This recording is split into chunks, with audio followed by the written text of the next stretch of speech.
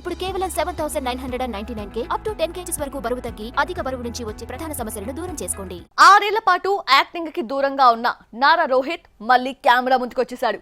ఈ ఏడాది ప్రతినిధి 2తో వచ్చినా ఫలితం దక్కలేదు. బ్రేక్ తీసుకొని నటించిన లవ్ స్టోరీ సుందరాకాండ సెప్టెంబర్ 6న రిలీజ్ అవుతోంది.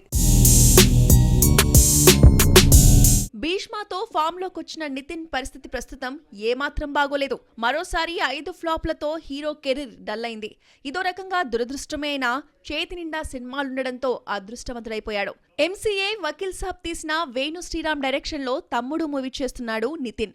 మరోవైపు భీష్మ వంటి హిట్ ఇచ్చిన వెంకీ కుటుంబ దర్శకత్వంలో రాబిన్ హుడ్ లైన్ లో ఉంది.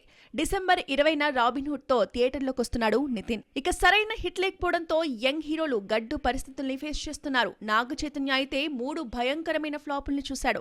బంగారాజు సక్సెస్ తర్వాత వచ్చిన థ్యాంక్ యూ, కస్టడీతో నిర్మాతలు భారీ నష్టాలు చూశారు. అమీర్ తో కలిసి నటించిన లాల్ సింగ్ చడ్డాతో హిందీలో కడుగుపెట్టినా నిరాశ ఎదురైంది. ఈసారి జాలరిగా నటిస్తూ రియలిస్టిక్ కథ తండేల్తో క్రిస్మస్ సీజన్ లో వస్తున్నాడు. ఇలా ఫ్లాప్ హీరోలతో పాటు 2 సక్సెస్ఫుల్ హీరోస్ కూడా ఈ ఏడాది వస్తున్నారు. దసరా, హాయ్ నాన్నతో మళ్లీ ఫామ్ లోకొచ్చిన నాని సెంటిమెంట్ ను పక్కన పెట్టి అంటే సుందరానికి వంటి ఫ్లాప్ మూవీ ఇచ్చిన వివేక్ ఆత్రేయకు మరో ఛాన్స్ ఇచ్చి సరిపోదా శనివారం అనే అవుట్ అండ్ అవుట్ యాక్షన్ మూవీని చేస్తున్నారు.